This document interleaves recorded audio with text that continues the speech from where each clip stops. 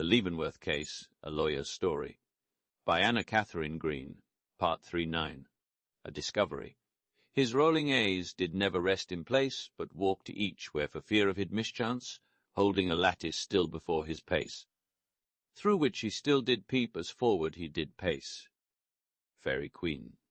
Miss Leavenworth, who appeared to have lingered from a vague terror of everything, and everybody in the house not under her immediate observation, shrank from my side the moment she found herself left comparatively alone, and, retiring to a distant corner, gave herself up to grief. Turning my attention, therefore, in the direction of Mr. Gryce, I found that person busily engaged in counting his own fingers with a troubled expression upon his countenance, which may or may not have been the result of that arduous employment. But, at my approach, satisfied perhaps that he possessed no more than the requisite number, he dropped his hands and greeted me with a faint smile which was, considering all things, too suggestive to be pleasant. "Well," said I, taking my stand before him, "I cannot blame you. You had a right to do as you thought best, but how had you the heart? Was she not sufficiently compromised without your bringing out that wretched handkerchief, which she may or may not have dropped in that room, but whose presence there, soiled though it was with pistol grease, is certainly no proof that she herself was connected with this murder?" Mr. Raymond. He returned. "I have been detailed as police officer and detective to look after this case, and I propose to do it." "Of course," I hastened to reply, "I am the last man to wish you to shirk your duty, but you cannot have the temerity to declare that this young and tender creature can by any possibility be considered as at all likely to be implicated in a crime so monstrous and unnatural. The mere assertion of another woman's suspicions on the subject ought not." But here Mr. Gryce interrupted me. "You talk when your attention should be directed to more important matters. That other woman, as you are pleased to designate the fairest ornament of New York society, sits over there in tears. Go and comfort her." Looking at him in amazement, I hesitated to comply, but, seeing he was in earnest, crossed to Mary Leavenworth and sat down by her side. She was weeping, but in a slow, unconscious way, as if grief had been mastered by fear. The fear was too undisguised, and the grief too natural for me to doubt the genuineness of either.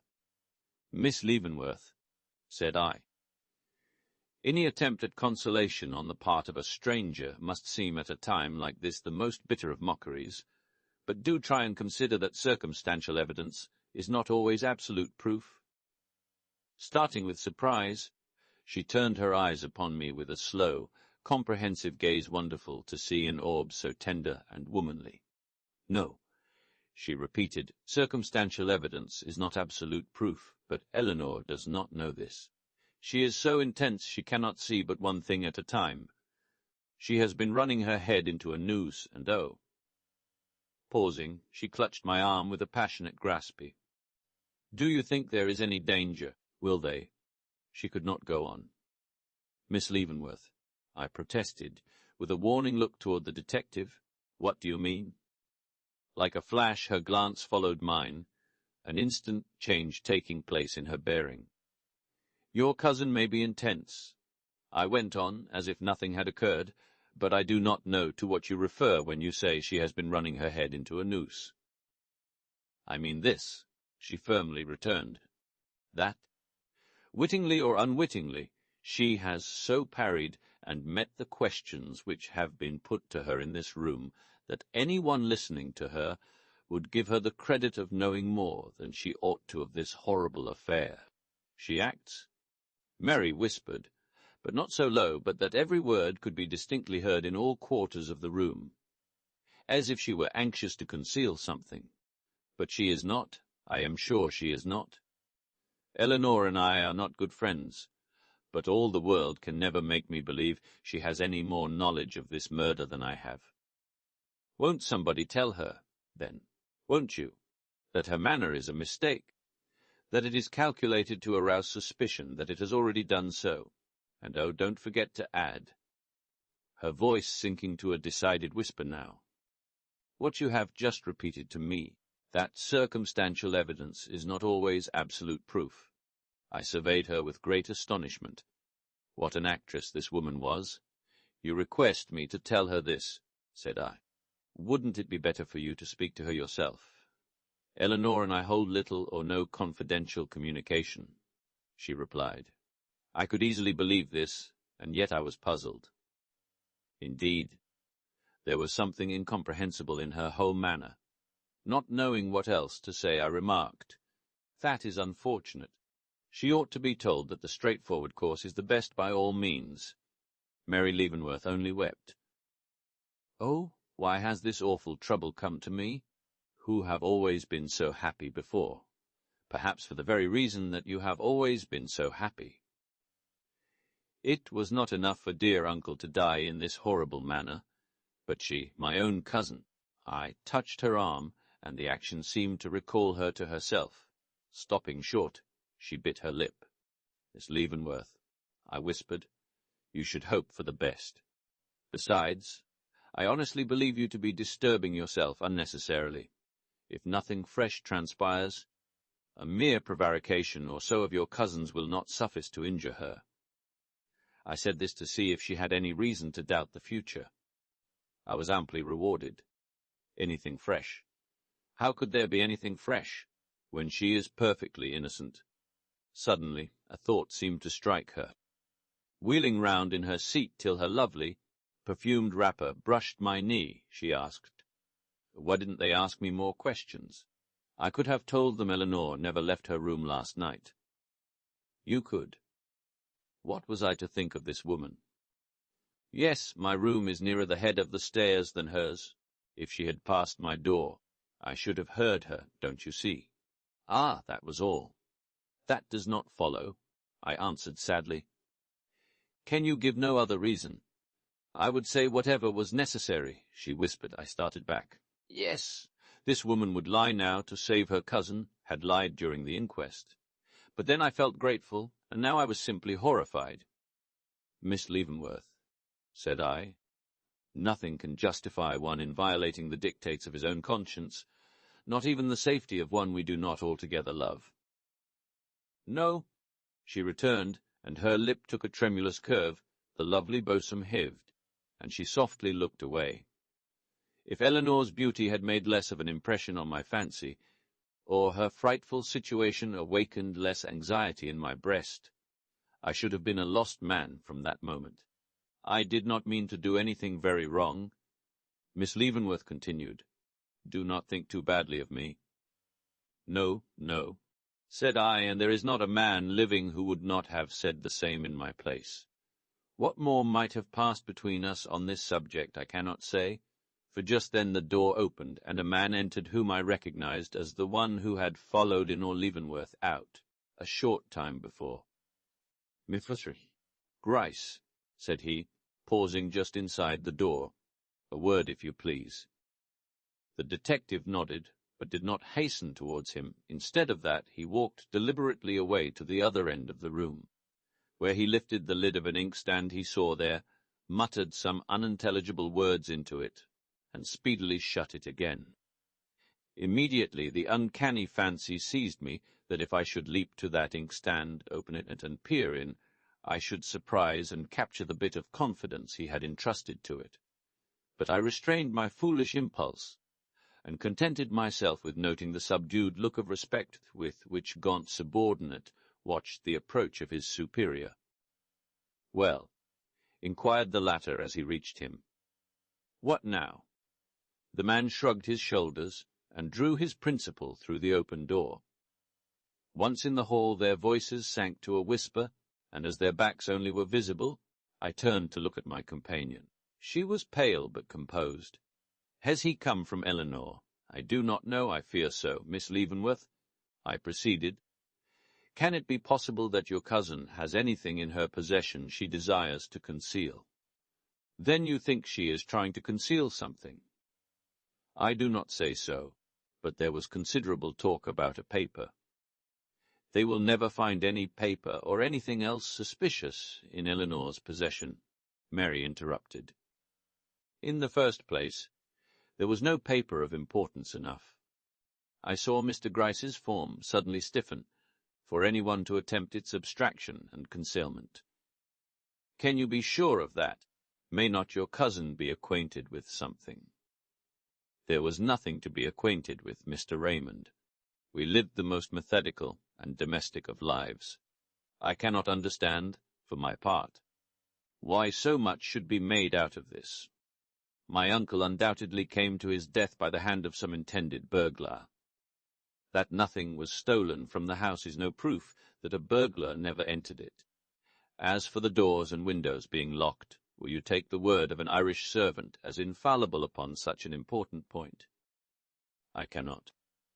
I believe the assassin to be one of a gang who make their living by breaking into houses, and if you cannot honestly agree with me, do try and consider such an explanation as possible, if not for the sake of the family credit. Why then?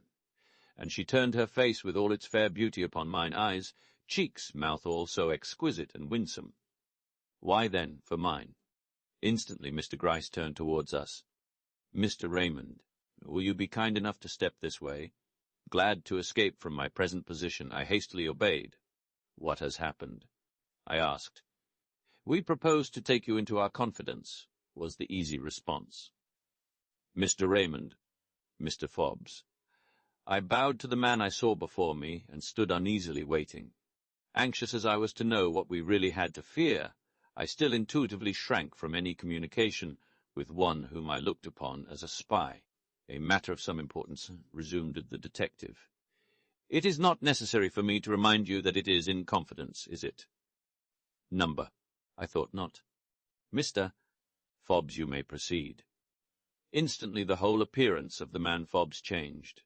Assuming an expression of lofty importance, he laid his large hand outspread upon his heart and commenced. "Detailed by mystery. Gryce to watch the movements of Miss Eleanor Leavenworth. I left this room upon her departure from it, and followed her and the 2 servants who conducted her upstairs to her own apartment. Once there, Monsieur, once there, where her own room, Sir Dark, we are situated. At the head of the stairs. That is not her room. Go on. Not her room. Then it was the fire she was after," he cried, clapping himself on the knee. "The fire. Excuse me, I am ahead of my story. She did not appear to notice me much, though I was right behind her. It was not until she had reached the door of this room, which was not her room." He interpolated dramatically. Con turned to dismiss her servants, that she seemed conscious of having been followed. Eyeing me then with an air of great dignity, quickly eclipsed, however, by an expression of patient endurance, she walked in, leaving the door open behind her in a courteous way I cannot sufficiently commend. I could not help frowning. Honest as the man appeared, this was evidently anything but a sore subject with him. Observing me frown, he softened his manner. Not seeing any other way of keeping her under my eye, except by entering the room, I followed her in, and took a seat in a remote corner. She flashed one look at me as I did so, and commenced pacing the floor in a restless kind of way I'm not altogether unused to. At last she stopped abruptly, right in the middle of the room. "Get me a glass of water," she gasped. "I'm faint again. Quick!" on the stand in the corner. Now, in order to get that glass of water, it was necessary for me to pass behind a dressing mirror that reached almost to the ceiling, and I naturally hesitated. But she turned and looked at me, and, well, gentlemen, I think either of you would have hastened to do what she asked, or at least, with a doubtful look at Mr. Gryce, have given your 2 ears for the privilege, even if you didn't succumb to the temptation. "Well, well," exclaimed Mr. Gryce impatiently. She was fumbling with the waist of her dress in a way to convince me she had something concealed there which she was anxious to dispose of. "I am going on," said he. I stepped out of sight, then, for a moment. But it seemed long enough for her purpose, for when I emerged, glass in hand, she was kneeling at the great full 5 feet from the spot where she had been standing. and was fumbling with the waist of her dress in a way to convince me she had something concealed there which she was anxious to dispose of. I eyed her pretty closely as I handed her the glass of water, but she was gazing into the grate and didn't appear to notice. Drinking barely a drop, she gave it back, and in another moment was holding out her hands over the fire. "Oh, I am so cold," she cried, so cold. And I verily believe she was. At any rate, she shivered most naturally, but there were a few dying embers in the grate, and when I saw her thrust her hand again into the folds of her dress, I became distrustful of her intentions, and drawing a step nearer, looked over her shoulder, when I distinctly saw her drop something into the grate that clinked as it fell. Suspecting what it was, I was about to interfere, when she sprang to her feet, seized the scuttle of coal that was upon the hearth, and with one move emptied the whole upon the dying embers. "I want a fire," she cried. "A fire?" "That is hardly the way to make one," I returned, carefully taking the coal out with my hands, piece by piece, and putting it back into the scuttle. "Till what?" I asked, seeing him and Mr. Gryce exchange a hurried look. "Till I found this," opening his large hand and showing me a broken-handled key. 10. Mish. Gryce receives new impetus. There's nothing ill can dwell in such a temple. Tempest. This astounding discovery made a most unhappy impression upon me. It was true then. Eleanor the beautiful, the lovesome, was. I could not finish the sentence, even in the silence of my own mind. "You look surprised," said Mr. Gryce, glancing curiously towards the key. "No, I ain't. A woman does not thrill, blush, equivocate, and faint for nothing, especially such a woman as Miss Leavenworth." "A woman who could do such a deed would be the last to thrill, equivocate, and faint," I retorted. "Give me the key. Let me see it, Dot." He complacently put it in my hand. "It is the one we want. No getting out of that." I returned it.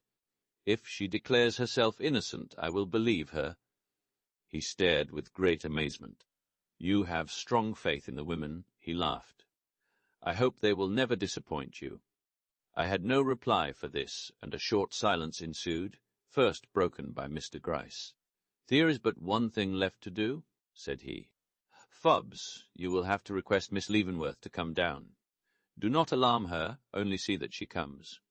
To the reception-room," he added, as the man drew off. No sooner were we left alone than I made a move to return to Mary, but he stopped me.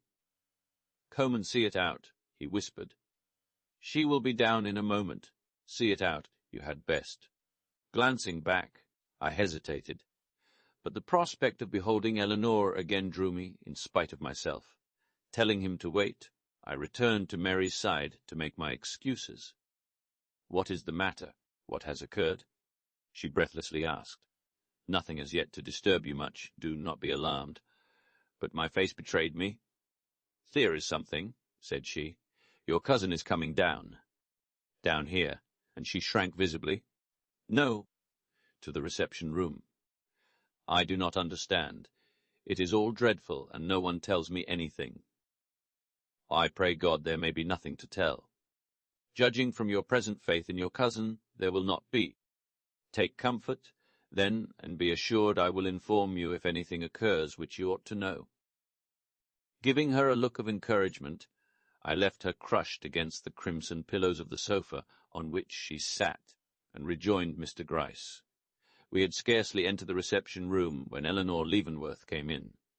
More languid than she was an hour before, but haughty still, she slowly advanced, and, meeting my eye, gently bent her head.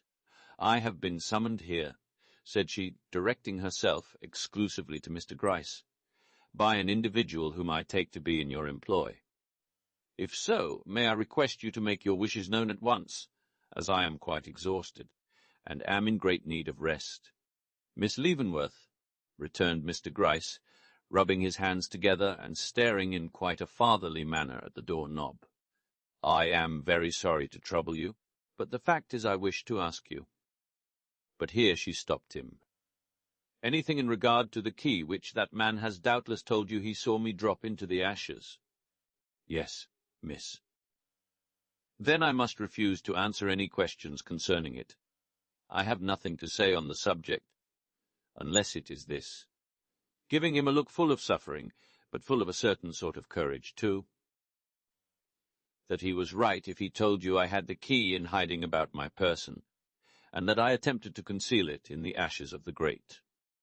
Still, miss, but she had already withdrawn to the door.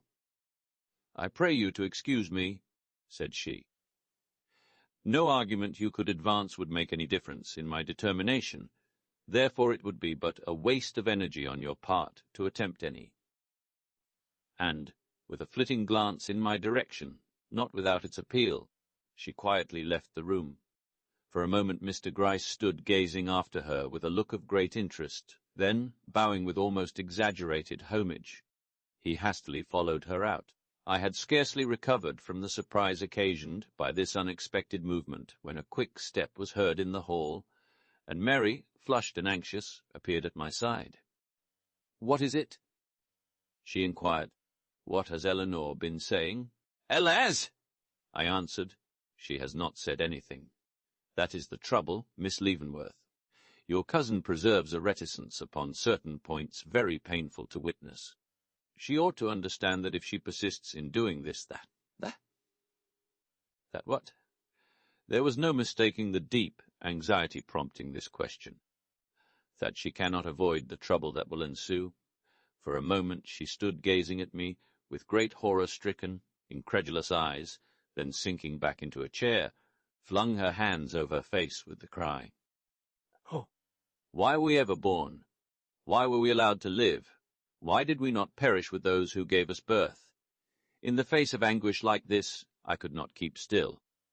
"Dear Miss Leavenworth," I essayed, "there is no cause for such despair as this. The future looks dark, but not impenetrable. Your cousin will listen to reason, and in explaining." But she, deaf to my words, had again risen to her feet, and stood before me in an attitude almost appalling. Some women in my position would go mad. Mad. I surveyed her with growing wonder. I thought I knew what she meant. She was conscious of having given the cue which had led to this suspicion of her cousin, and that in this way the trouble which hung over their heads was of her own making. I endeavoured to soothe her, but my efforts were all unavailing. Absorbed in her own anguish, she paid but little attention to me. Satisfied at last that I could do nothing more for her, I turned to go. The movement seemed to arouse her. "I am sorry to leave," said I, "without having afforded you any comfort. Believe me, I am very anxious to assist you. Is there no one I can send to your side, no woman friend or relative? It is sad to leave you alone in this house at such a time." "And do you expect me to remain here? Why, I should die." "Here tonight," and the long shudders shook her very frame. "It is not at all necessary for you to do so, Miss Leavenworth," broke in a bland voice over our shoulders. I turned with a start. Mr. Gryce was not only at our back, but had evidently been there for some moments. Seated near the door, one hand in his pocket, the other caressing the arm of his chair, he met our gaze with a sidelong smile that seemed at once to beg pardon for the intrusion, and to assure us it was made with no unworthy motive. "Everything will be properly looked after, miss. You can leave with perfect safety." I expected to see her resent this interference, but instead of that, she manifested a certain satisfaction in beholding him there. Drawing me to one side, she whispered, "You think this Mr. Gryce very clever, do you not?" "Well," I cautiously replied, "he ought to be to hold the position he does. The authorities evidently repose great confidence in him." Stepping from my side as suddenly as she had approached it, she crossed the room and stood before Mr. Gryce. "Sir," said she, gazing at him with a glance of entreaty, "I hear you have great talents, that you can ferret out the real criminal from a score of doubtful characters, and that nothing can escape the penetration of your eye. If this is so, have pity on 2 orphan girls, suddenly bereft of their guardian and protector, and use your acknowledged skill in finding out who has committed this crime.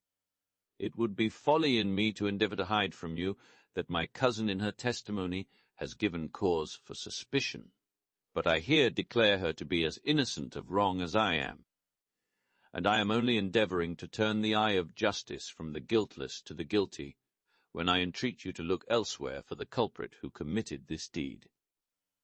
Pausing, she held her 2 hands out before him. "It must have been some common burglar or desperado. Can you not bring him, then, to justice?" Her attitude was so touching, her whole appearance so earnest and appealing, that I saw Mr. Gryce's countenance brim with suppressed emotion, though his eye never left the coffee urn upon which it had fixed itself at her first approach. "You must find out. You can," she went on. "Henna, the girl who is gone, must know all about it. Search for her, ransack the city, do anything. My property is at your disposal. I will offer a large reward for the detection of the burglar who did this deed." "Miss Gryce slowly rose. "Miss Leavenworth," he began, and stopped. The man was actually agitated. "Miss Leavenworth, I did not need your very touching appeal to incite me to my utmost duty in this case. Personal and professional pride were in themselves sufficient. But, since you have honoured me with this expression of your wishes, I will not conceal from you that I shall feel a certain increased interest in the affair from this hour. What mortal man can do, I will do, and if in 1 month from this day I do not come to you for my reward, Ebenezer Gryce is not the man I have always taken him to be. And Eleanor, we will mention no names," said he, gently waving his hand to and fro. A few minutes later I left the house with Miss Leavenworth, she having expressed a wish to have me accompany her to the home of her friend, Mrs. Gilbert, with whom she had decided to take refuge. As we rolled down the street in the carriage Mrs. Gryce had been kind enough to provide for us, I noticed my companion cast a look of regret behind her, as if she could not help feeling some compunctions at this desertion of her cousin. But this expression was soon changed for the alert look of one who dreads to see a certain face start up from some unknown quarter.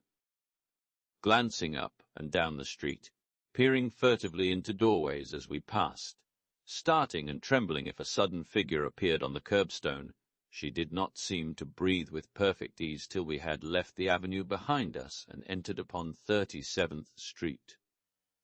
Then, all at once her natural colour returned, and, leaning gently toward me, she asked if I had a pencil and piece of paper I could give her. I fortunately possessed both. Handing them to her, I watched her with some little curiosity while she wrote 2 or 3 lines, wondering she could choose such a time and place for the purpose. "A little note I wish to send," she explained, glancing at the almost illegible scrawl with an expression of doubt. "Couldn't you stop the carriage a moment while I direct it?" I did so, and in another instant the leaf which I had torn from my notebook was folded, directed, and sealed with a stamp which she had taken from her own pocket-book. "That is a crazy-looking epistle," she muttered, as she laid it, direction downwards, in her lap.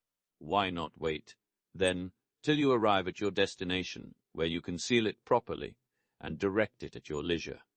Because I am in haste. I wish to mail it now. Look, there is a box on the corner. Please ask the driver to stop once more." "Shall I not post it for you?" I asked, holding out my hand.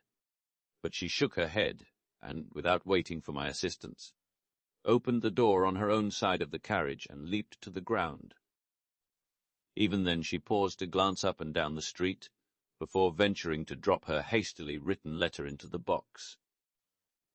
But when it had left her hand, she looked brighter and more hopeful than I had yet seen her, and when, a few moments later, she turned to bid me good-bye in front of her friend's house, it was with almost a cheerful air she put out her hand and entreated me to call on her the next day and inform her how the inquest progressed. I shall not attempt to disguise from you the fact that I spent all that long evening in going over the testimony given at the inquest, endeavouring to reconcile what I had heard with any other theory than that of Eleanor's guilt. Taking a piece of paper, I jotted down the leading causes of suspicion as follows. 1. Her late disagreement with her uncle, and evident estrangement from him as testified to by Mr. Harwell. 2. The mysterious disappearance of one of the servants of the house. 3. The forcible accusation made by her cousin, overheard, however, only by Mystery, Gryce, and myself. 4. Her equivocation in regard to the handkerchief found stained with pistol smut on the scene of the tragedy. 5. Her refusal to speak in regard to the paper which she was supposed to have taken from Mr. Leavenworth's table immediately upon the removal of the body. 6. The finding of the library key in her possession.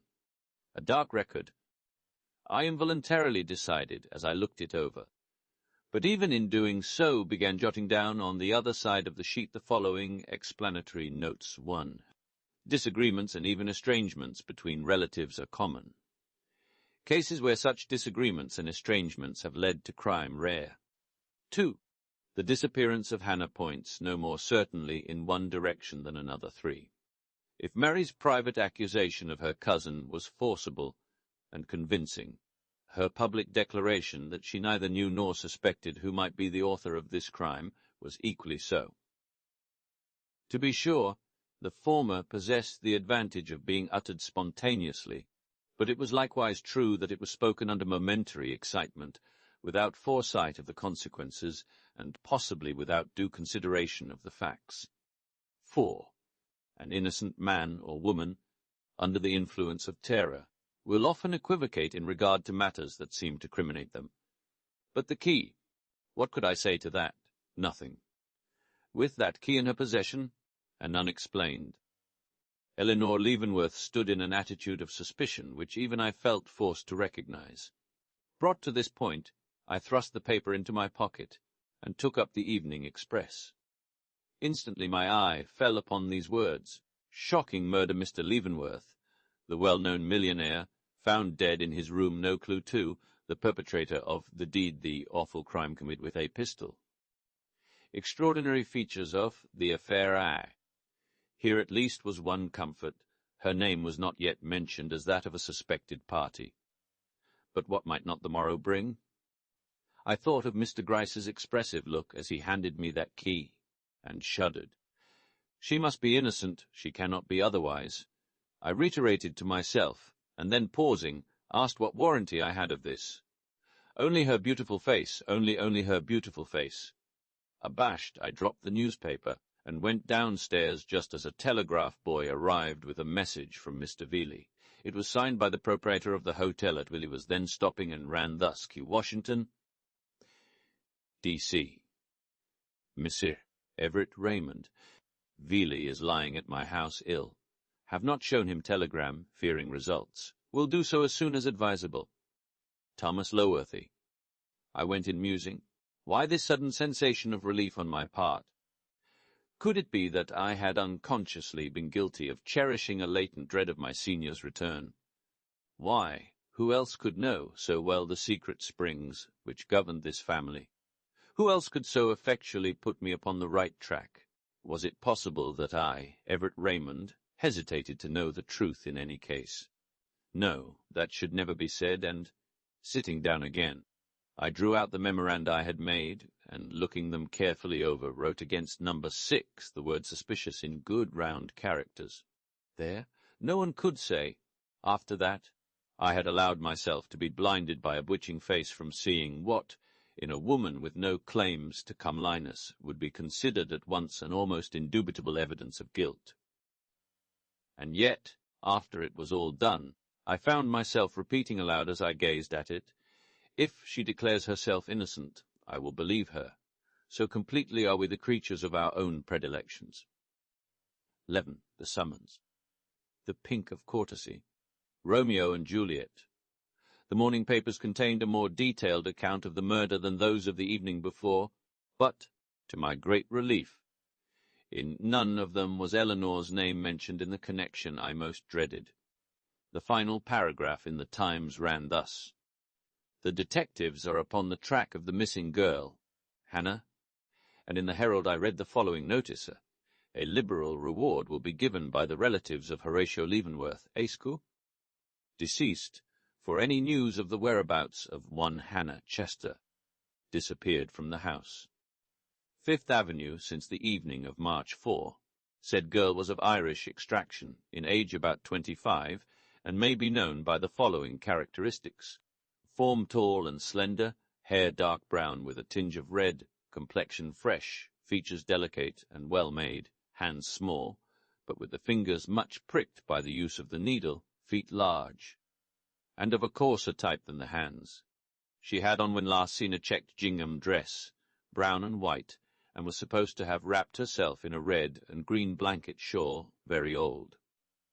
Beside the above distinctive marks, she had upon her right-hand wrist the scar of a large burn, also a pit or two of smallpox upon the left temple. This paragraph turned my thoughts in a new direction. Oddly enough, I had expended very little thought upon this girl, and yet how apparent it was that she was the one person upon whose testimony, if given, the whole case in reality hinged.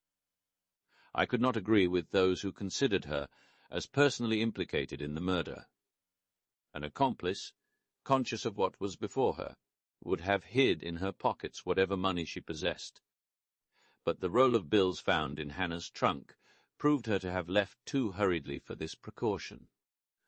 On the other hand, if this girl had come unexpectedly upon the assassin at his work, how could she have been hustled from the house without creating a disturbance loud enough to have been heard by the ladies, one of whom had her door open? An innocent girl's first impulse upon such an occasion would have been to scream, and yet no scream was heard. She simply disappeared. What were we to think, then? That the person seen by her was one both known and trusted. I would not consider such a possibility, so laying down the paper, I endeavoured to put away all further consideration of the affair till I had acquired more facts upon which to base the theory. But who can control his thoughts when overexcited upon any one theme? All the morning I found myself turning the case over in my mind, arriving ever at one of two conclusions. Hannah Chester must be found, or Eleanor Leavenworth must explain when and by what means the key of the library door came into her possession. At 2 o'clock I started from my office to attend the inquest, but, being delayed on the way, missed arriving at the house until after the delivery of the verdict.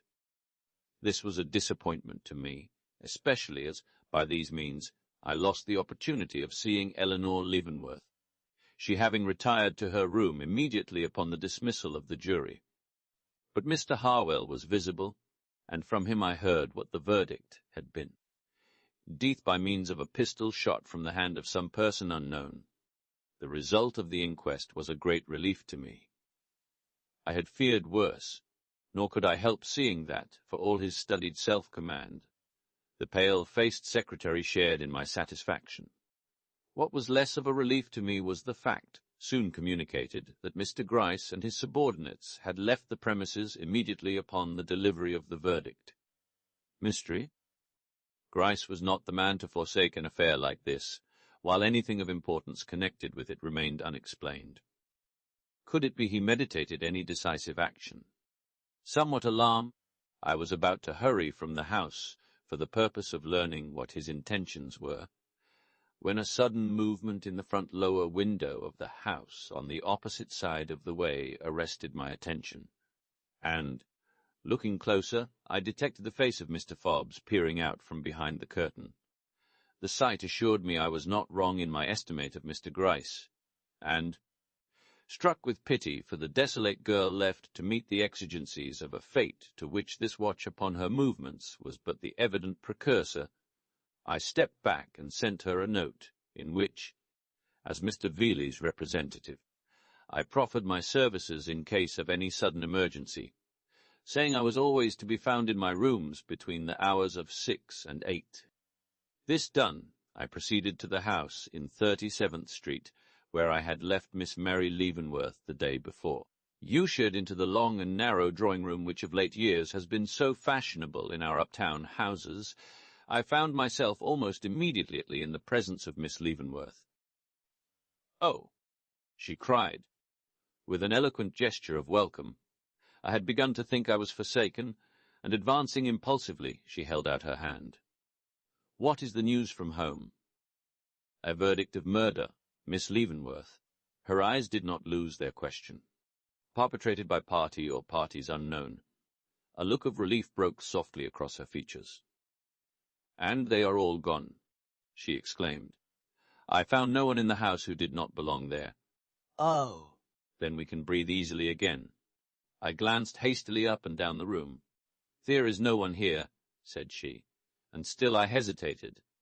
At length, in an awkward way enough, I turned towards her and said, "I do not wish either to offend or alarm you, but I must say that I consider it your duty to return to your own home tonight." "Why?" she stammered. "Is there any particular reason for my doing so? Have you not perceived the impossibility of my remaining in the same house with Eleanor? Miss Leavenworth, I cannot recognize any so-called impossibility of this nature. Eleanor is your cousin, has been brought up to regard you as a sister. It is not worthy of you to desert her at the time of her necessity. You will see this as I do, if you will allow yourself a moment's dispassionate thought." "Dispassionate thought is hardly possible under the circumstances," she returned, with a smile of bitter irony. But before I could reply to this, she softened, and asked if I was very anxious to have her return, and when I replied, "More than I can say," she trembled and looked for a moment as if she were half inclined to yield, but suddenly broke into tears, crying it was impossible, and that I was cruel to ask it. I drew back, baffled and sore. "Pardon me," said I, "have indeed transgressed the bounds allotted to me. I will not do so again. You have doubtless many friends. Let some of them advise you." She turned upon me all fire. "The friends you speak of are flatterers. You alone have the courage to command me to do what is right." "Excuse me, I do not command, I only entreat." She made no reply, but began pacing the room, her eyes fixed, her hands working convulsively. "You little know what you ask," said she. "I feel as though the very atmosphere of that house would destroy me, but why cannot Eleanor come here?" she impulsively inquired. "I know Mrs. Gilbert will be quite willing, and I could keep my room, and we need not meet." "You forget there is another call at home, besides the one I have already mentioned. Tomorrow afternoon your uncle is to be buried." "Oh yes, poor uncle. You are the head of the household," I now ventured, "and the proper one to attend to the final offices towards one who has done so much for you." There was something strange in the look which she gave me. "It is true," she assented. Then, with a grand turn of her body, and a quick air of determination, "I am desirous of being worthy of your good opinion. I will go back to my cousin, Mr. Raymond." I felt my spirits rise a little. I took her by the hand. "May that cousin have no need of the comfort which I am now sure you will be ready to give her." Her hand dropped from mine. "I mean to do my duty," was her cold response. As I descended the stoop, I met a certain thin and fashionably dressed young man, who gave me a very sharp look as he passed. As he wore his clothes a little too conspicuously for the perfect gentleman, and as I had some remembrance of having seen him at the inquest, I set him down for a man in Mr. Gryce's employ, and hasted on towards the avenue, when what was my surprise to find on the corner another person, who, while pretending to be on the lookout for a car, cast upon me, as I approached, a furtive glance of intense inquiry. As this latter was, without question, a gentleman, I felt some annoyance, and walking quietly up to him, asked if he found my countenance familiar, that he scrutinized it so closely. "I find it a very agreeable one," was his unexpected reply, as he turned from me and walked down the avenue, nettled, and in no small degree mortified, at the disadvantage in which his courtesy had placed me. I stood watching him as he disappeared, asking myself who and what he was. For he was not only a gentleman, but a marked one, possessing features of unusual symmetry as well as a form of peculiar elegance. Not so very young, he might well be 40. There were yet evident on his face the impress of youth's strongest emotions.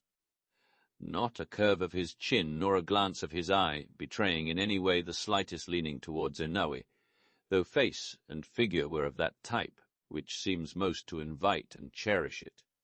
He can have no connection with the police force, thought I, nor is it by any means certain that he knows me or is interested in my affairs, but I shall not soon forget him, for all that. The summons from Eleanor Leavenworth came about 8 o'clock in the evening. It was brought by Thomas, and read as follows: Combe. Oh, come. I? The breaking off in a tremble, as if the pen had fallen from a nerveless hand, it did not take me long to find my way to her home. 12. Eleanor. Constant you are. And for secrecy no lady closer. Henry 4. No 'tis slander, whose edge is sharper than the sword whose tongue outnumbs all the worms of Nile. Cymbeline. The door was opened by Molly. You will find Miss Eleanor in the drawing-room, sir, she said, ushering me in. Fearing I knew not what, I hurried to the room thus indicated, feeling as never before the sumptuousness of the magnificent hall with its antique flooring, carved woods, and bronze ornamentations. The mockery of things for the first time forcing itself upon me. Laying my hand on the drawing-room door, I listened. All was silent. Slowly pulling it open, I lifted the heavy satin curtains hanging before me to the floor, and looked within. What a picture met my eyes! Sitting in the light of a solitary gas jet, whose faint glimmering just served to make visible the glancing satin and stainless marble of the gorgeous apartment, I beheld Eleanor Leavenworth. Pale as the sculptured image of the Psyche that towered above her from the mellow dusk of the bow window near which she sat, beautiful as it, and almost as immobile, as she crouched with rigid hands frozen in forgotten entreaty before her, apparently insensible to sound, movement, or touch, a silent figure of despair in presence of an implacable fate. Impressed by the scene, I stood with my hand upon the curtain, hesitating if to advance or retreat, when suddenly a charbel shook her impassive frame, the rigid hands unlocked, the stony eyes softened, and springing to her feet, she uttered a cry of satisfaction, and advanced towards me. Miss Leavenworth, I exclaimed, starting at the sound of my own voice. She paused, and pressed her hands to her face, as if the world and all she had forgotten had rushed back upon her at this simple utterance of her name. What is it? I asked. Her hands fell heavily. Do you not know? They are beginning to say that I. She paused, and clutched her throat. Read, she gasped, pointing to a newspaper lying on the floor at her feet. I stooped and lifted what showed itself at first glance to be the Evening Telegram. It needed but a single look to inform me to what she referred. There, in startling characters, I beheld the Leavenworth murder latest developments. In the mysterious case a member of the murdered man's own family strongly suspected the crime the most beautiful woman in New York under a cloud past history of Miss Eleanor Leavenworth. I was prepared for it. Had schooled myself for this very thing, you might say, and yet I could not help recoiling. Dropping the paper from my hand, I stood before her, longing and yet dreading to look into her face. What does it mean? She panted. What does it mean? Is the world mad? And her eyes, fixed and glassy, stared into mine as if she found it impossible to grasp the sense of this outrage. I shook my head, could not reply. To accuse me, she murmured, me, striking her breast with her clenched hand, who loved the very ground he trod upon, who would have cast my own body between him and the deadly bullet if I had only known his danger. Oh, she cried, it is not a slander they utter, but a dagger which they thrust into my heart. Overcome by her misery, but determined not to show my compassion until more thoroughly convinced of her complete innocence, I replied, after a pause, This seems to strike you with great surprise, Miss Leavenworth. Were you not then able to foresee what must follow your determined reticence upon certain points? Did you know so little of human nature as to imagine that, situated as you are, you could keep silence in regard to any matter connected with this crime, without arousing the antagonism of the crowd, to say nothing of the suspicions of the police. But I hurriedly waved my hand. When you defied the coroner to find any suspicious paper in your possession, when I forced myself to speak, you refused to tell Mr. Gryce how you came in possession of the key. She drew hastily back, a heavy pall seeming to fall over her with my words. "Don't," she whispered, looking in terror about her. "Don't! Sometimes I think the walls have ears, and that the very shadows listen." "Ah!" I returned. "Then you hope to keep from the world what is known to the detectives." She did not answer. "Miss Leavenworth," I went on, "I am afraid you do not comprehend your position. Try to look at the case for a moment in the light of an unprejudiced person. Try to see for yourself the necessity of explaining." "But I cannot explain?" She murmured huskily. "Cannot." I do not know whether it was the tone of my voice or the word itself, but that simple expression seemed to affect her like a blow. "Oh," she cried, shrinking back, "you cannot doubt me, too," and stopped. I did not dream that and stopped again. Suddenly her whole form quivered. "Oh, I see. You have mistrusted me from the first. The appearances against me have been too strong," and she sank inert, lost in the depths of her shame and humiliation. "But now I am forsaken," she murmured. The appeal went to my heart. Starting forward, I exclaimed, "Miss Leavenworth, I am but a man. I cannot see you so distressed. Say that you are innocent, and I will believe you without regard to appearances."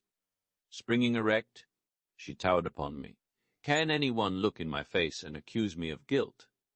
Then, as I sadly shook my head, she hurriedly gasped, "You want further proof," and, quivering with an extraordinary emotion, she sprang to the door. "Come." "Then," she cried, "come," her eyes flashing full of resolve upon me. Aroused, appalled, moved in spite of myself, I crossed the room to where she stood, but she was already in the hall. Hastening after her, filled with a fear I dared not express, I stood at the foot of the stairs. She was halfway to the top. Following her into the hall above, I saw her form standing erect and noble at the door of her uncle's bedroom.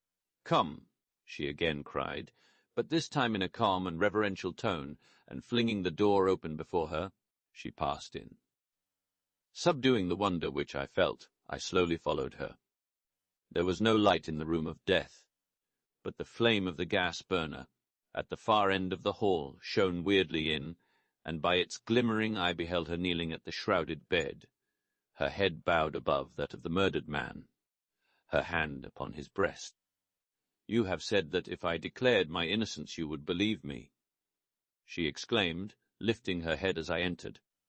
"See here," and laying her cheek against the pallid brow of her dead benefactor, she kissed the clay-cold lips softly, wildly, agonizedly, then, leaping to her feet, cried in a subdued but thrilling tone, "Could I do that if I were guilty? Would not the breath freeze on my lips, the blood congeal in my veins, and my heart faint at this contact? Son of a father loved and reverenced, can you believe me to be a woman stained with crime, when I can do this?"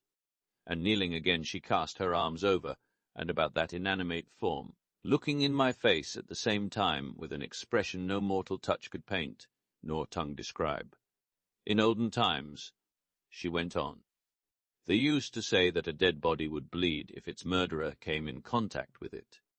What then would happen here if I, his daughter, his cherished child, loaded with benefits, enriched with his jewels, warm with his kisses, should be the thing they accuse me of? Would not the body of the outraged dead burst its very shroud and repel me?" I could not answer. In the presence of some scenes the tongue forgets its functions. "Oh," she went on, "if there is a God in heaven who loves justice and hates a crime, let him hear me now. If I, by thought or action, with or without intention, have been the means of bringing this dear head to this pass, if so much as the shadow of guilt, let alone the substance, lies upon my heart, and across these feeble woman's hands, may his wrath speak in righteous retribution to the world, and here upon the breast of the dead, let this guilty forehead fall, never to rise again. An awed silence followed this invocation, then a long, long sigh of utter relief rose tremulously from my breast, and all the feelings hitherto suppressed in my heart burst their bonds. And leaning towards her, I took her hand in mine. "You cannot believe me tainted by crime now," she whispered, the smile which does not stir the lips, but rather emanates from the countenance, like the flowering of an inner peace, breaking softly out on cheek and brow. "Crime," the word broke uncontrollably from my lips. "Crow," she said calmly. "The man does not live who could accuse me of crime here." For reply I took her hand, which lay in mine, and placed it on the breast of the dead.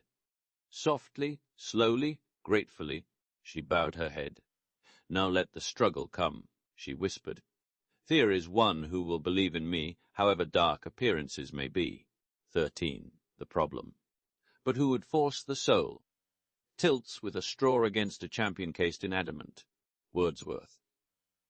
When we re-entered the parlour below, the first sight that met our eyes was Mary, standing wrapped in her long cloak in the centre of the room. She had arrived during our absence, and now awaited us with lifted head and countenance fixed in its proudest expression. Looking in her face, I realized what the embarrassment of this meeting must be to these women, and would have retreated, but something in the attitude of Mary Leavenworth seemed to forbid my doing so. At the same time, determined that the opportunity should not pass without some sort of reconcilement between them, I stepped forward, and, bowing to Mary, said, "Your cousin has just succeeded in convincing me of her entire innocence, Miss Leavenworth. I am now ready to join Mr. Gryce, heart and soul, in finding out the true culprit." I should have thought one look into Eleanor Leavenworth's face would have been enough to satisfy you that she is incapable of crime, was her unexpected answer, and, lifting her head with a proud gesture, Mary Leavenworth fixed her eyes steadfastly on mine. I felt the blood flash to my brow, but before I could speak, her voice rose again still more coldly than before. "It is hard for a delicate girl, unused to aught but the most flattering expressions of regard, to be obliged to assure the world of her innocence in respect to the committal of a great crime. Eleanor has my sympathy," and sweeping her cloak from her shoulders with a quick gesture, she turned her gaze for the first time upon her cousin. Instantly Eleanor advanced, as if to meet it, and I could not but feel that. For some reason, this moment possessed an importance for them which I was scarcely competent to measure. But if I found myself unable to realize its significance, I at least responded to its intensity. And indeed it was an occasion to remember. To behold two such women, either of whom might be considered the model of her time, face to face and drawn up in evident antagonism, was a sight to move the dullest sensibilities. But there was something more in this scene than that. It was the shock of all the most passionate emotions of the human soul, the meeting of waters of whose depth and force I could only guess by the effect. Eleanor was the first to recover. Drawing back with the cold haughtiness which, Alice, I had almost forgotten in the display of later and softer emotions, she exclaimed, "There is something better than sympathy, and that is justice," and turned, as if to go. "I will confer with you in the reception-room, Mr. Raymond." But Mary, springing forward, caught her back with one powerful hand. "No!" she cried. "You shall confer with me." "I have something to say to you, Eleanor Leavenworth." And, taking her stand in the centre of the room, she waited. I glanced at Eleanor, saw this was no place for me, and hastily withdrew. For 10 long minutes I paced the floor of the reception-room, a prey to 1,000 doubts and conjectures. What was the secret of this home? What had given rise to the deadly mistrust continually manifested between these cousins, fitted by nature for the completest companionship and the most cordial friendship? It was not a thing of today or yesterday. No sudden flame could awake such concentrated heat of emotion as that of which I had just been the unwilling witness. One must go farther back than this murder to find the root of a mistrust so great that the struggle it caused made itself felt even where I stood, though nothing but the faintest murmur came to my ears through the closed doors. Presently the drawing-room curtain was raised, and Mary's voice was heard in distinct articulation. "The same roof can never shelter us both after this. Tomorrow you or I find another home." And, blushing and panting, she stepped into the hall and advanced to where I stood. But at the first sight of my face, a change came over her. All her pride seemed to dissolve, and flinging out her hands, as if to ward off scrutiny, she fled from my side, and rushed weeping upstairs. I was yet labouring under the oppression caused by this painful termination of the strange scene, when the parlour curtain was again lifted, and Eleanor entered the room where I was. Pale but calm, showing no evidences of the struggle she had just been through, unless by a little extra wariness about the eyes, she sat down by my side, and, meeting my gaze with one unfathomable in its courage, said after a pause, "Tell me where I stand. Let me know the worst at once. I fear that I have not indeed comprehended my own position."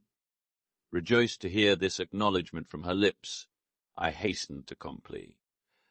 I began by placing before her the whole case as it appeared to an unprejudiced person, enlarged upon the causes of suspicion, and pointed out in what regard some things looked dark against her, which perhaps to her own mind were easily explainable and of small account, tried to make her see the importance of her decision, and finally wound up with an appeal. Would she not confide in me? "But I thought you were satisfied," she tremblingly remarked. "And so I am, but I want the world to be so too." "Ah, now you ask too much." "The finger of suspicion never forgets the way it has once pointed," she sadly answered. "My name is tainted forever. And you will submit to this, when a word. I am thinking that any word of mine now would make very little difference," she murmured. I looked away, the vision of Mr. Fobbs, in hiding behind the curtains of the opposite house, recurring painfully to my mind. "If the affair looks as bad as you say it does," she pursued, "it is scarcely probable that Mr. Gryce will care much for any interpretation of mine in regard to the matter. Mr. Gryce would be glad to know where you procured that key, if only to assist him in turning his inquiries in the right direction." She did not reply, and my spirits sank in renewed depression. "It is worth your while to satisfy him," I pursued, "and though it may compromise some one you desire to shield." She rose impetuously. "I shall never divulge to anyone how I came in possession of that key." And sitting again, she locked her hands in fixed resolve before her. I rose in my turn and paced the floor, the fang of an unreasoning jealousy striking deep into my heart. "Mr. Raymond, if the worst should come, and all who love me should plead on bended knees for me to tell, I will never do it." "But then," said I, determined not to disclose my secret thought, but equally resolved to find out, if possible, her motive for this silence. "You desire to defeat the cause of justice." She neither spoke nor moved. "Miss Leavenworth," I now said, "this determined shielding of another at the expense of your own good name is no doubt generous of you, but your friends and the lovers of truth and justice cannot accept such a sacrifice." She started haughtily. "Sir," she said, "if you will not assist us," I went on calmly but determinedly, "we must do without your aid. After the scene I have just witnessed above, after the triumphant conviction which you have forced upon me, not only of your innocence, but your horror of the crime and its consequences, I should feel myself less than a man if I did not sacrifice even your own good opinion in urging your cause, and clearing your character from this foul aspersion." Again that heavy silence. "What do you propose to do?" she asked at last. Crossing the room, I stood before her. "I propose to relieve you utterly and forever from suspicion, by finding out and revealing to the world the true culprit." I expected to see her recoil, so positive had I become by this time as to who that culprit was. But instead of that, She merely folded her hands still more tightly and exclaimed, "I doubt if you will be able to do that, Mr. Raymond. Doubt if I will be able to put my finger upon the guilty man, or doubt if I will be able to bring him to justice. I doubt," she said with strong effort, "if anyone ever knows who is the guilty person in this case." "There is one who knows," I said with a desire to test her. "One. The girl Hannah is acquainted with the mystery of that night's evil doings, Miss Leavenworth. Find Hannah, and we find one who can point out to us the assassin of your uncle." "That is mere supposition," she said, but I saw the blow had told. "Your cousin has offered a large reward for the girl, and the whole country is on the lookout. Within a week we shall see her in our midst." A change took place in her expression and bearing. "The girl cannot help me," she said. Baffled by her manner, I drew back. "Is there anything or anybody that can?" She slowly looked away. "Miss Leavenworth," I continued with renewed earnestness, "you have no brother to plead with you. You have no mother to guide you. Let me then entreat, in default of nearer and dearer friends, that you will rely sufficiently upon me to tell me one thing." "What is it?" she asked. "Whether you took the paper imputed to you from the library table." She did not instantly respond, but sat looking earnestly before her with an intentness which seemed to argue that she was weighing the question as well as her reply. Finally, turning toward me, she said, "In answering you I speak in confidence." "Miss Raymond?" I did. Crushing back the sigh of despair that arose to my lips, I went on. "I will not inquire what the paper was." She waved her hand deprecatingly. "But this much more you will tell me. Is that paper still in existence?" She looked me steadily in the face. "It is not." I could with difficulty forbear showing my disappointment. "Miss Leavenworth," I now said, "it may seem cruel for me to press you at this time. Nothing less than my strong realization of the peril in which you stand would induce me to run the risk of incurring your displeasure by asking what under other circumstances would seem puerile and insulting questions. You have told me one thing which I strongly desired to know. Will you also inform me what it was you heard that night, while sitting in your room, between the time of Mr. Harwell's going upstairs and the closing of the library door, of which you made mention at the inquest?" I had pushed my inquiries too far, and I saw it immediately.